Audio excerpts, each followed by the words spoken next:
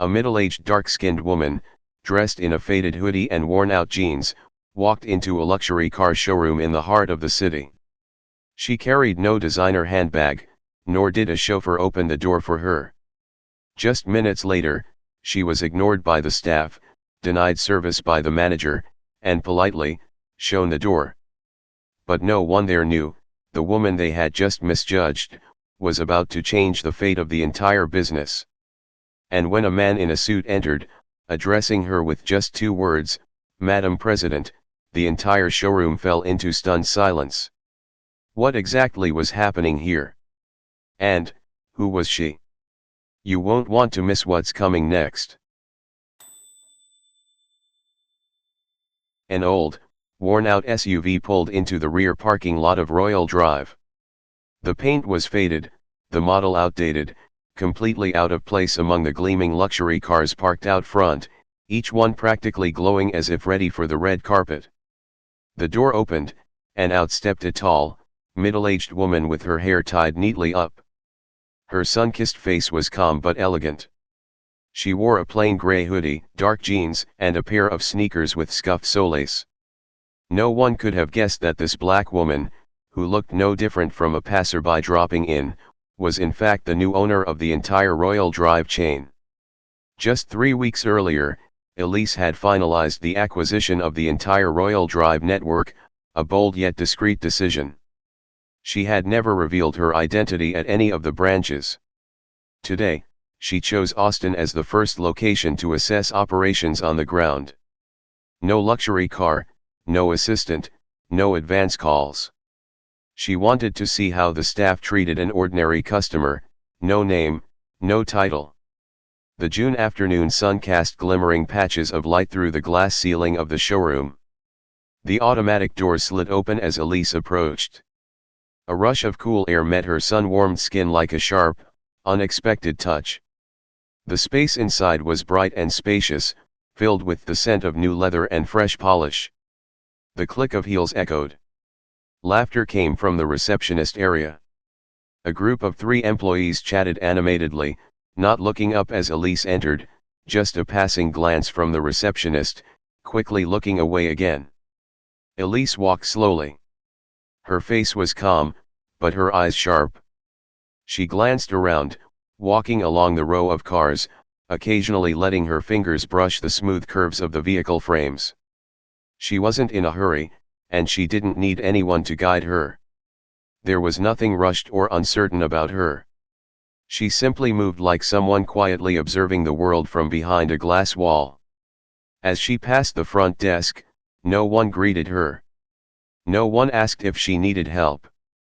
She clearly felt the flicker of surprise in one young employee's eyes, quickly replaced by cold indifference. Elise was all too familiar with that look, an assessment made based on clothing, skin color, and silence. Still, she said nothing about who she was.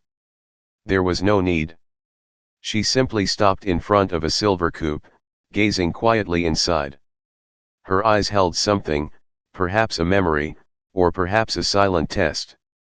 At that very moment, a man stepped out from the office in the back. He was in his 40s, with a commanding frame, neatly buttoned white shirt, dark red tie, and polished leather shoes. His angular face and cool demeanor marked him as someone more accustomed to giving orders than making small talk. That was Henry, the manager of this showroom.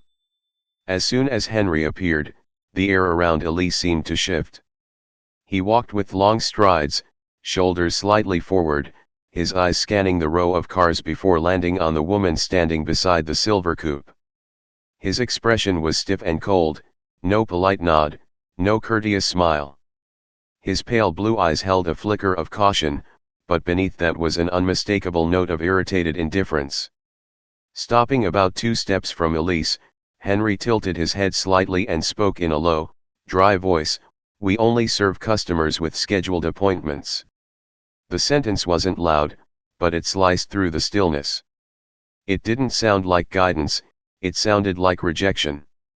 Elise turned toward him. She didn't back away, nor did she look surprised. Her eyes remained calm, as if she'd grown used to looks like his.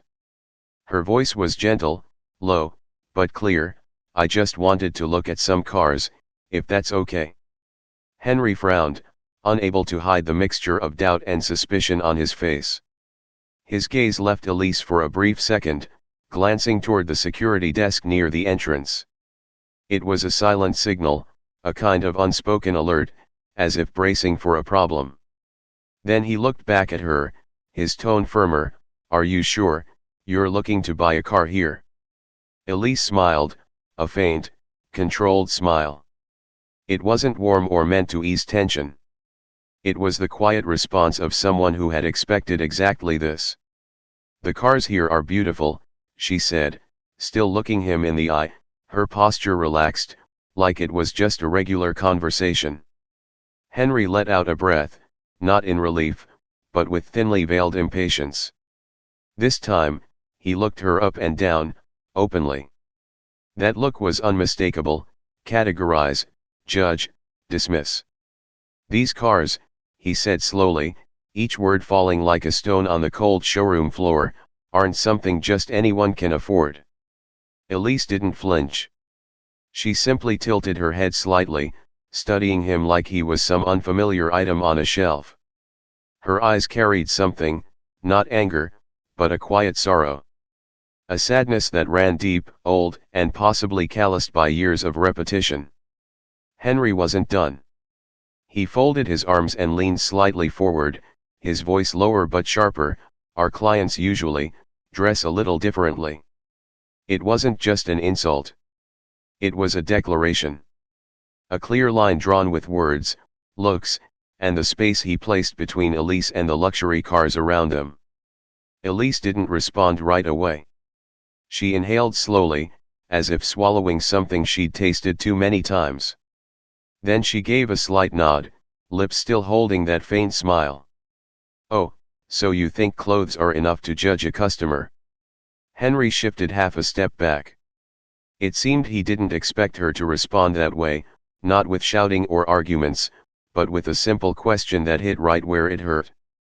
Still, he didn't back down. His face hardened again, eyes tightening.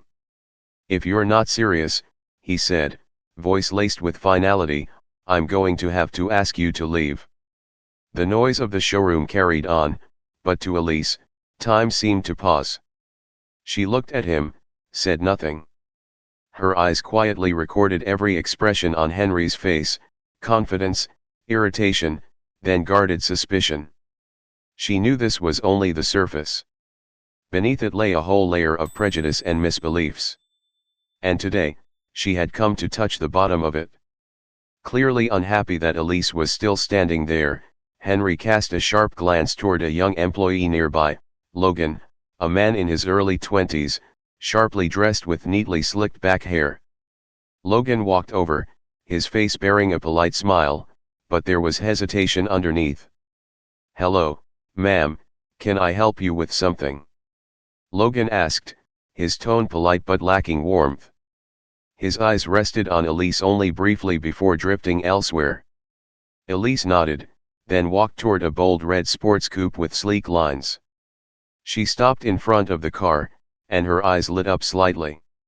What's the engine on this model? She asked, pointing gently at the information sheet. Logan stood beside her, still smiling, but his voice shifted. This one's not really ideal for first-timers. The words slid past Elise's ears like a whisper, but they left a subtle cut. She didn't react right away. Just gave a small nod, then leaned forward to touch the door handle, perhaps to feel the material. But Logan stepped in quickly, raising a hand gently yet firmly to block her. Customers who aren't qualified shouldn't touch the vehicles, he said quietly, but with certainty. Elise straightened up, turned to face him, and looked him directly in the eye. Qualified how? She asked, not loudly, but clearly. Logan hesitated. His eyes darted toward Henry, almost pleading for instruction. But no one answered her question. Henry had returned at some point, now holding a stack of papers, standing a few steps away. He spoke quickly, as if trying to cut off the rising tension. This showroom has its own rules. We don't mean to make anyone uncomfortable, but we have to maintain a level of professionalism. Elise nodded, her face unreadable. Then, she said calmly, could you show me a list of cars you think would be more appropriate for someone like me? Henry smirked slightly, barely a smile, and one devoid of kindness. I think the list of pre-owned vehicles would be more fitting in this case. Elise didn't argue. She smiled faintly and nodded again. That's fine. I'd like to know what this showroom recommends, for someone like me. Her words came slowly. Quietly. But sharper than any comeback. In the stillness that followed, Elise stood tall, shoulders steady, eyes unwavering, as if silently testing how far they would go to push her down. Just a few minutes after the conversation by the sports cars, Henry returned with a thick stack of papers in hand. He didn't look at Elise. He didn't smile. He simply dropped the documents hard onto the glass table, the dry thud echoing through the quiet space. It was a list of used cars. Each listing had a blurry photo, brief specs, and most tellingly, prices so low, not a single one belonged in the luxury category. Elise reached out and took the papers. Her fingers gently brushed the printed surface, her eyes scanning from the top line to the bottom of each page. Names like Altima 2012, Civic 2010, Escape 2009 appeared in steady rhythm, along with notes like, 3 previous owners, needs transmission maintenance, interior worn. Not a single model came close to Royal Drive standards. She said nothing, only smiled faintly, a smile that almost looked sad. Henry stood across from her, arms crossed, eyes carefully watching for a reaction. Maybe he was expecting a rejection, a flash of confusion, maybe even anger. But Elise didn't react the way he hoped. That alone pushed him to speak, tone righteous, I'm just trying to save you some time. Elise gently folded the papers, not rushing to respond. She looked up at him, her eyes as still and calm as a lake. Slowly, she asked, so in your opinion, what makes someone a suitable customer?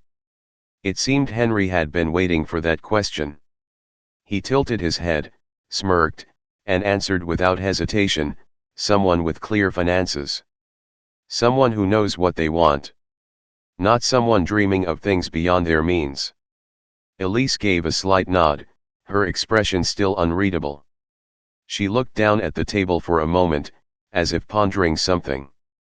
Then she looked up again, her voice lower, slower, so, what exactly are you implying about me? The question wasn't sharp. It wasn't accusatory. But the air between them seemed to thicken.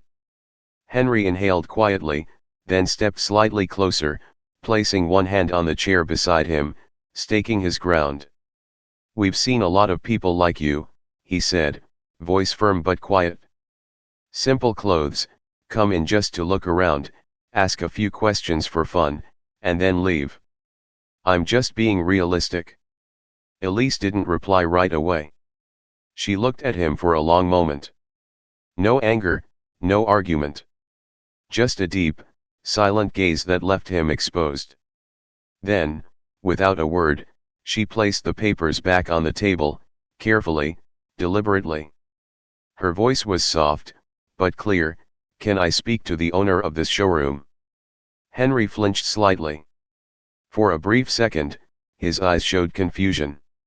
He adjusted his tie, stepped back a little, then forced a smile. The owner isn't here today. They're very busy. They don't usually meet with walk-ins. Elise nodded again. No emotion on her face. But in her eyes, something had shifted, her calm turning into resolve. And though Henry didn't realize it yet, he had just put himself in a position he would soon regret. A heavy stillness settled around the customer table, as if waiting for an explanation. Henry stood upright, arms folded, eyes fixed on Elise like she had just said something absurd. Then he let out a short, sharp laugh, cold, devoid of warmth. The owner, he repeated, stressing the word like testing his own hearing. You think the owner would just meet with anyone? His eyes carried that constant arrogance, the small power he'd grown comfortable wielding over people he believed were beneath his level. Elise didn't react to his tone.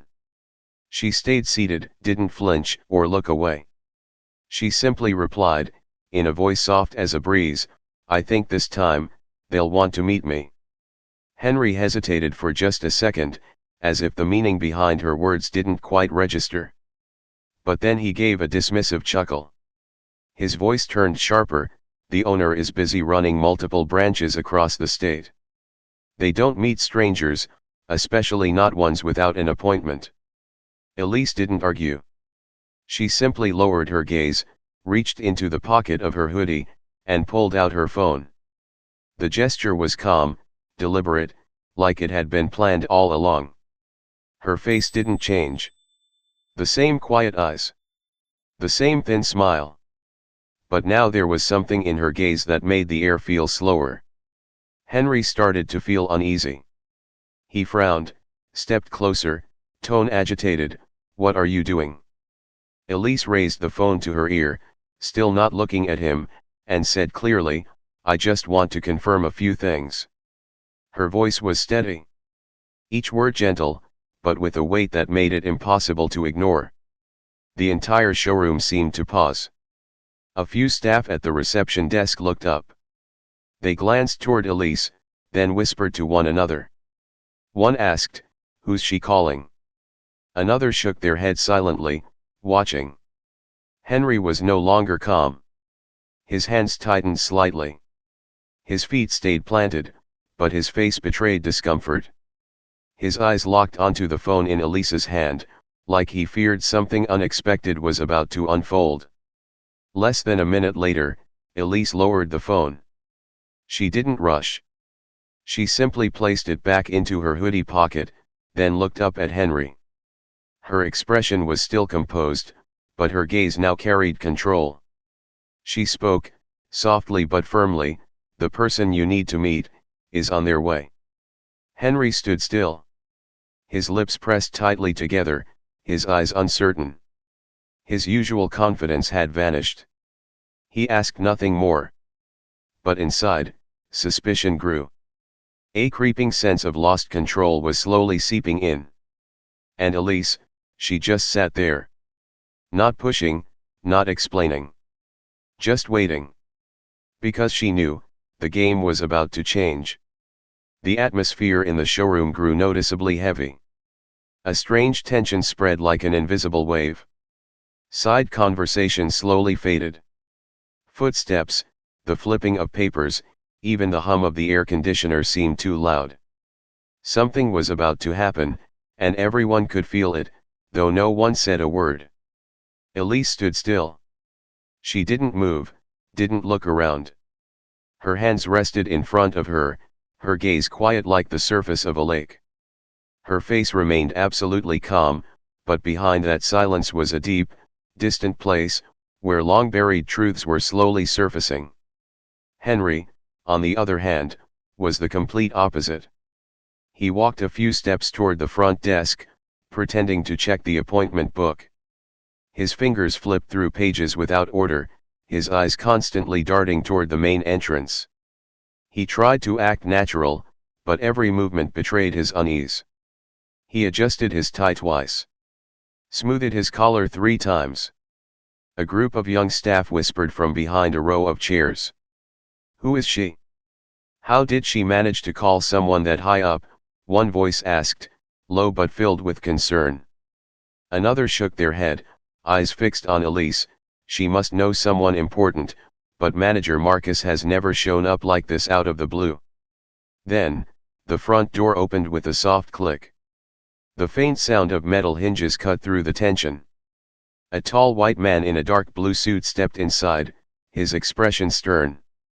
His salt and pepper hair was neatly combed, and his polished shoes made no sound against the showroom's tile floor.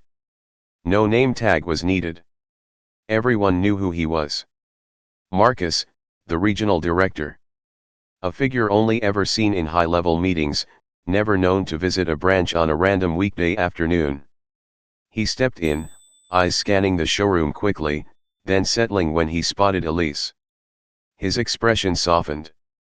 Respect and warmth filled his gaze. He walked straight toward her, no hesitation, no detours. Standing directly in front of Elise, his voice was deep, yet sincerely warm. "Chairwoman Elise, I came as soon as I got your message." In an instant, the entire showroom froze. A thick silence blanketed the space. Staff members stood still. Some dropped pens, some dropped their gazes. But the most stunned was Henry. The stack of papers in his hand slipped through his fingers, scattering across the tile floor in a messy pile. He was speechless, his face draining of color, eyes wide as if he hadn't fully grasped what had just happened. Marcus turned to him, voice not loud but crystal clear, "I see you've already met Mrs. Elise." Henry opened his mouth, but his throat was dry. He stammered, voice almost choked, I didn't know." There was no excuse in that sentence. Just the truth. And this time, the truth wasn't waiting outside the door. It had walked in, and now stood right in front of him. Marcus stood tall. His voice was clear, not rushed, not loud, but loud enough for everyone in the showroom to hear. "I'd like to announce to everyone. Mrs. Elise here is the new owner of the entire Royal Drive system." That sentence landed like a boulder dropped into a still lake. There was nothing left to hide. Nothing to excuse. Shocked eyes widened. Lips parted and didn't quite close again. Some employees covered their mouths. Others sat frozen, staring at Elise as if they were seeing her for the first time, though she'd been there all along. Elise turned to Henry. Her face was calm, her eyes unwavering. She looked at him, not with anger, but with something deeper. A quiet disappointment, long-aged and suddenly resurfacing. "I asked you," she said slowly, her voice not loud but steady, "whether I'd be respected if I weren't the owner. Now I have my answer." Henry stood rooted to the floor. His face had turned pale, his hands clenched, unsure what to do with themselves. He struggled to speak, stammering like someone who'd swallowed something bitter. I didn't mean to. I didn't know." Elise didn't frown. She didn't interrupt. She simply looked at him, then tilted her head slightly and asked a single question, quiet, but as sharp as a bell in a silent room. "So what if I had just been a regular customer? No title. No shares. No power. Would I still have deserved kindness?" No one answered. No one dared. A silence spread like cold water. And this time, it wasn't indifference. It was shame. A collective realization that something wrong had happened, and everyone had witnessed it. Elise took a deep breath. Then she turned to Marcus and said firmly, "I want every staff member gathered in the meeting room. Right now." Marcus nodded. He didn't ask why. He didn't hesitate. He knew, it had to be done. Immediately, he signaled to the receptionist. Staff scrambled from their stations. Messages were whispered quickly throughout the showroom. No one objected. No one wanted to be left out of this moment. Henry's face turned paler. The commanding presence he once held was gone. His eyes were lowered, his steps slowed, as if Elise's words still echoed in his mind. Meanwhile, Elise walked toward the meeting room. Slow, steady, eyes fixed forward. No one blocked her path. No one dared to hold her gaze for too long. Because they all knew, this meeting would not be like any they had ever attended. And for Henry, it might be the meeting he would remember for the rest of his life. The air in the meeting room was dense, tight like a wire on the verge of snapping. All the employees were seated around a long, polished walnut table. The afternoon sunlight streamed through the large glass panels, lighting up the room, but not warming it. Every eye was fixed on the woman standing at the head of the table. Elise stood there. Her posture upright, one hand lightly resting on the table's edge, her face composed, her gaze clear and unwavering. Beside her, Marcus stood slightly angled, hands clasped, his eyes never leaving the staff. Elise scanned the room once, then began. Her voice was steady, not loud, but each word rang out clearly. I'm Elise Johnson. And I've been the new owner of the Royal Drive system, since last month.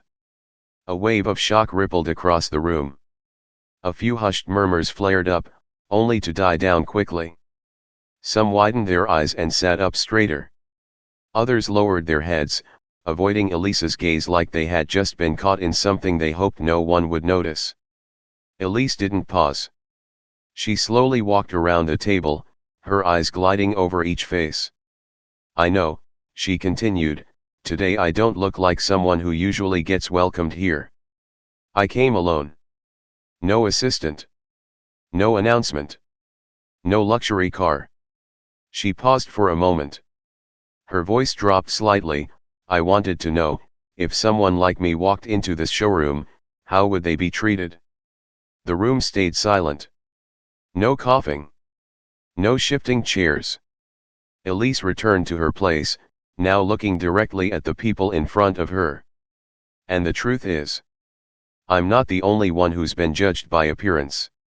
How many potential customers have walked out of here because they weren't wearing a suit, a luxury watch, or didn't look the part? She stopped, taking a deep breath. Her eyes remained unchanged, not accusing, but not soothing either. We need to change, Elise said, her voice firmer, and that change begins with seeing customers as people, not just walking wallets. A young employee near the end of the table slowly raised his hand. He looked quite young, his face marked with guilt. His voice was low, but sincere. I'm sorry. I've had biases before too. I'll do better. Elise gave a slight nod, her eyes softening a little. Then she turned to the man sitting silently on the left side of the room, Henry. She didn't scold, didn't speak harshly. She simply asked one question, but it landed like a knock deep on the door of self-awareness. Do you have anything you'd like to say? Once again, the room fell into silence. All eyes turned to Henry. No more smirks, no more laughter. Just one question, and one man left to face a truth he had once refused to see. The meeting room remained completely still after Elise's question. Everyone's eyes were on Henry. He sat frozen, hands clasped, eyes fixed on the table like he was reading a verdict written in his own arrogance. Then, after a long pause, Henry slowly bowed his head. His voice was hoarse, low, but honest. I was wrong. I judged someone too quickly. I shouldn't have behaved that way. Elise nodded, but her gaze held no satisfaction. She didn't attack, didn't belittle. She spoke with a calm, grounded sense of responsibility. I believe in second chances, Henry. But responsibility must come first. She stepped to the head of the table, looked at Marcus, then back at the team. As the owner, she said, I've decided to place Henry on temporary suspension for retraining. During this time, we'll be reassessing the most suitable role for him. The air in the room seemed to slow. No objections were raised. Just an unspoken acknowledgement that something necessary had just been said. Marcus stepped forward, standing beside Elise, nodding firmly. We will launch a full cultural reform across all of Royal Drive. We'll retrain, we'll re-evaluate, and most importantly, we'll rebuild how we see our customers, and how we see each other. Elise turned to the staff. This time, her eyes softened. Her voice was gentler, but still powerful enough to move the room. We don't just sell cars. We build trust. And trust can't come from judging someone by appearances. It comes from listening, respecting, and being sincere. A beat of silence. Then, a round of applause rose from the end of the room. A young staff member stood up. Then a second. A third. In moments, the entire room joined in warm, steady applause. Not loud, not forced. Just a quiet, clear agreement. Henry remained seated. When the clapping ended, he stood up, nodded softly to Elise and Marcus, then quietly left the room. He said nothing. But his steps were slow, his eyes thoughtful. As if, for the first time, he was truly reflecting on what he had missed. Elise watched him go, saying nothing. Then she turned, her eyes sweeping the room.